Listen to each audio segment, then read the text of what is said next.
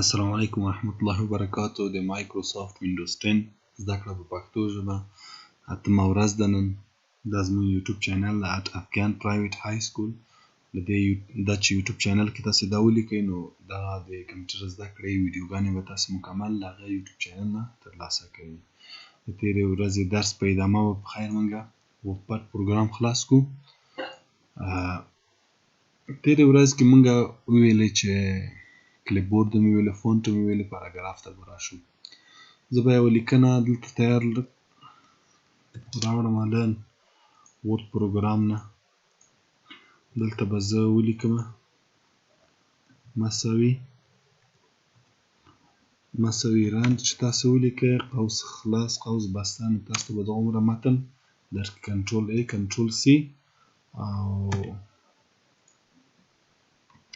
کنټرول V. ښه، دا اول څه کار کوي؟ دې پاراګراف کې کلیک ده، نو په دې پاراګراف به هر کار چې کوو عملي کېږي. ګوره دا څه کار کوي؟ دا پاراګراف زمونږ د نیمه انچ په اندازه دې خوا بیایي، دا بېرته دې خوا راولي، دا دې خوا، دا دې خوا. دا څه کار کوي؟ که چیرې غواړو چې دا پاراګرافونه زمونږ داسې 1 2 3 ولري، کنټرول A انتخاب به یې کړو، نو داسې ګورئ پاراګراف زمونږ داسې 1 2 3 واخیستی دی. صحیح ده؟ او که چیرې غواړئ مثلا ABC واخلئ، دا دې ته بولیټس وایي، دې ته دا هم ورکولی شئ. داسې دا مثلا څه کار کوي؟ مثلا وایي چې دلته یو عنوان موږ ورکوو افغانستان، مثلا ولایتونه یې مثلا موږ لیکو. زه یې دلته تاسو ته ولیکم، مثلا زه لیکم چې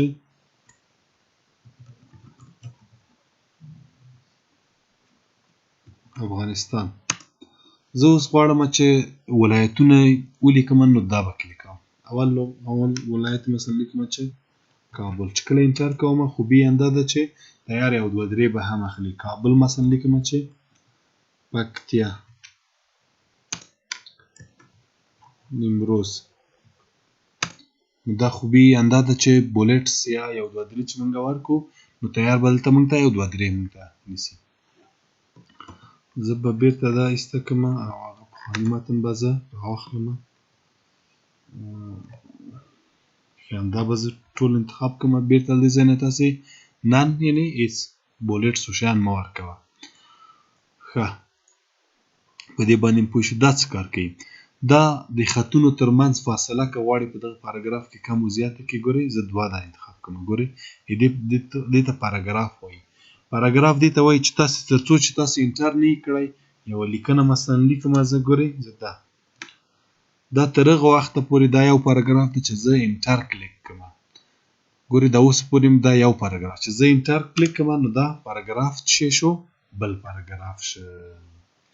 نو دلته زه کلیک کوم، ورته وایم چې د خطو ترمنځ فاصله یې څومره که، او که چیرې دا کلیک کړم، ګورئ د دې او د دې ترمنځ پاراګراف ترمنځ دا فاصله یې ګوره له منځه بوتله. او که بیرته دا کلیک کړم، د دې پاراګراف او د دې پاراګراف ترمنځ یې دومره فاصله ورکړله.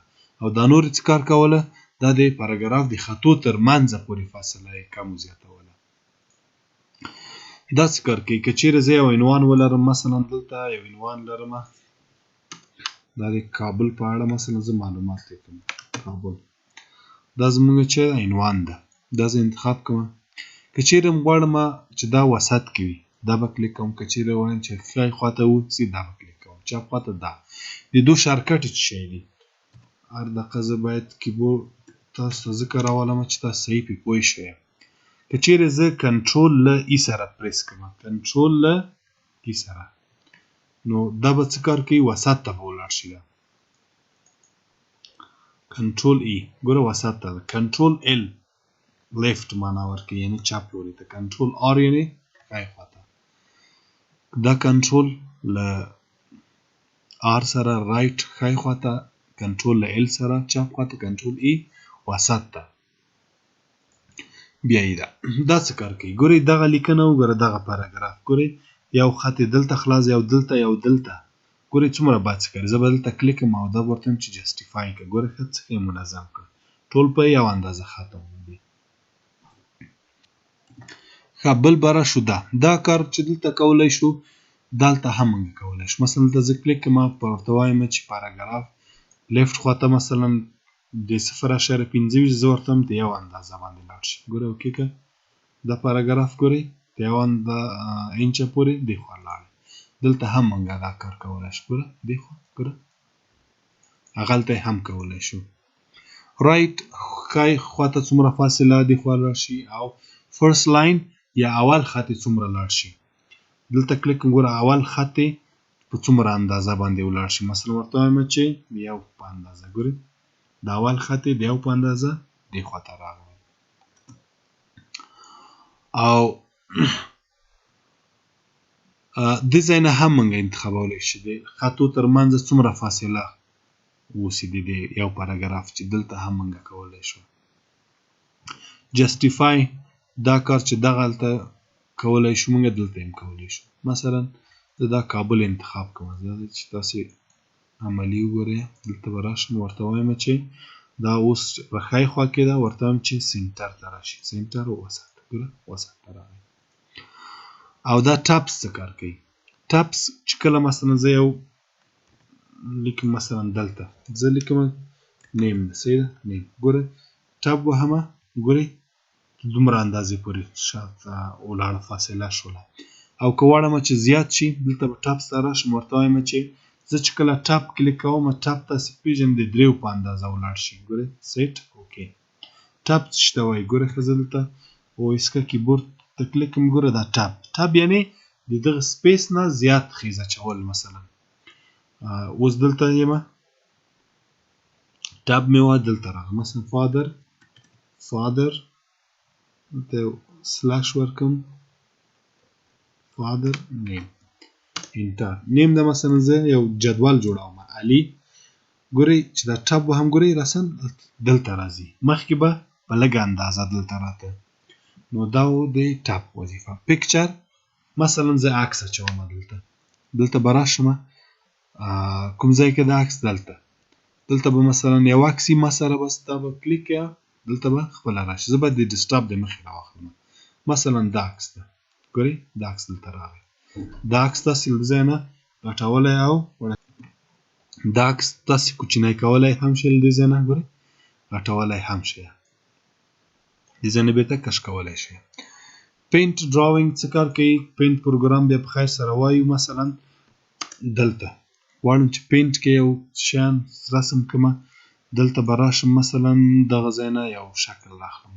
دلته به یې انتخاب کړمه او دلته ورته وایم چې بس دا رنګ ورکړه او د دې منځ کې چې کوم رنګ اچومه هغه دا رنګ دا کلوز که بس دا به دلته راشي. دغه ډیزاین موږ له پینټ پروګرام نه راوړو. ډیټ اینډ ټایم که چیرې غواړئ دلته تاریخ واچوئ. دلته زه انټر کړمه کوم رقم تاریخ غواړم. زه ورته وایم چې بس داسې مختصر اوسي. ګورئ د نن ورځې تاریخ یې واچوو دلته. انزرت آبجکټ نه موږ کولی شو چې نورو پروګرامونو ته ولاړ شو. مثلا ګورئ دلته د مایکروسافټ اکسل پروګرام ته ولاړ شم. یو چارت مثلا غواړم چې رسم کړم. دلته به اکسل پروګرام ته به ولاړ شي. هلته مثلا وایي چې احمد په ریاضي کې څو وړي دي په دري کې څو وړي. دلته به نمرې ورکړئ. نمرې مو چې کله ورکړئ هغه تاسو ته د چارت په ډول تاسو ته ښیي. دا د خلاصې که نو چې بیرون کلیک کړئ خپله دغه چارت ګورئ په ورډپاډ پروګرام کې راغی موږ ته. او دا به زه ډونټ سیف کړمه. مثلا پینټ پروګرام ته ځم. دلته چې لاندې راشم ګورئ دلته پینټ براش دا کلیک کړئ. مثلا پینټ پروګرام کې هغه ځای نه هم تللی شو د ځای نه هم تللی شو. دا د مثلا زه داسې یو وکتور رسم کړم داسې یا یو کور رسم کړم. مثلا دا رنګ ورکړم دلته دا رنګ کې واچوم. دا چې کلوز کړئ دا عکس دلته راغی. فایند یعنې پیدا کولو ته وایي. مثلا زه دلته د ورد د کور لغات زه غواړم چې پیدا کړم. شارټکټ یې کنټرول اف ده. ګوره دلته ښیي کنټرول اف پریس کړم. دا مثلا 20 صفحې 200 صفحې دي د علي په نامه یو لغات زه پیدا کوم. د علي په نامه نوم پیدا کوم. نو زه چې داسې لټېږم څومره به ډېر سخته وي ماته. او که دا مې زده فایند څوک راته پیدا کړه علي راته پیدا کړه. داسې درته وایي چې علي دا ده. ریپلیس مثلا یو نوم په بل نوم تغییرول، مثلا فایند علي پیدا که او دا خو ما مثلا د علي ما 2000 دفعې لیکلی، دا هر یو چې جدا جدا زه تبدیلوم څومره ډېر وخت نیسي. زه ورته وایم علي پیدا که، دا د علي خان په نامه راته تبدیل که. ریپلیس یا ور درته تبدیلوي، ریپلیس آل ټول به درته تبدیل کړي. ریپلیس آل وایي څه درته ویلو چې یو دانه و او هغه هم تبدیل شه. سلیکټ آل ټول به دا انتخاب کړي، ډیلیټ یې ډیلیټولی شي هم شي. را به شو ویو مینیو ته. دا زوم ان ګورئ صفحه مخکې راولي، زوم اوټ صفحه شاته راولي، 100% دی برابري. او دا پاراګراف که دلته شروع ګوره دا خط تاسې دې خوا هغې خوا ته هم بوتلی شي. پاراګراف د خط کش په اندازه یې تاسې هم بوتلی شئ، دا هر خط دې خوا هغې خوا ته ګورئ. ښه رولر دا خط کش اوسي ونه اوسي ګوره ایسته شو. سټاټس بار دغه پټۍ اوسي ونه اوسي ګورئ ایسته شوه. او دا څه کار کوي؟ ورد رپ نو رپ می رپ کوه. نوټ پاډ کې مونږ ویلی وو چې دا خط همداسې دوام لري ګورئ تر ډېر اوږد ځایه پورې.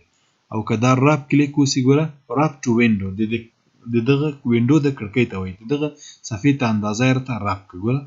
او رپ ټو د رولر د خط کش په اندازه یې راته رپ کړه. دغه د خط کش اندازه په سانتي متر اوسي، په انچ اوسي، په څه شي باندې اوسي. یو خبره چې زما تیر ویډیو کې له هیره وتلې وه چې هغه تاسو ته درس درکړمه، هغه اوس مې په یاد شوه. را به شه مثلا ورد پروګرام کې ما دا مثلا دا متن ما کاپي کړه ګورئ چې کاپي.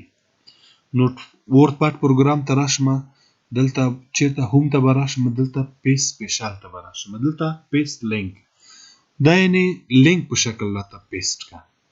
دلته هلته چې کوم تغییرات راولم دلته مثلا ګورئ دومره یې زه ډیلیټومه، صحیح ده، دومره یې زه ډیلیټومه، دلته به ډیلیټ شي و ډیلیټ شو. دا یعنې یو ارتباط ساتي. پیسټ لینک څه معنا؟ یعنې ارتباط لري، که هغلته کوم تغییرات راولي دلته به هم تغییرات راشي. دا و د نن ورځې درس په دې هیله چې د تاسو خوښ شي. د نورو ویډیوګانو لپاره زموږ چینل سبسکرایب کړئ، نورو سره یې هم شریک کړئ.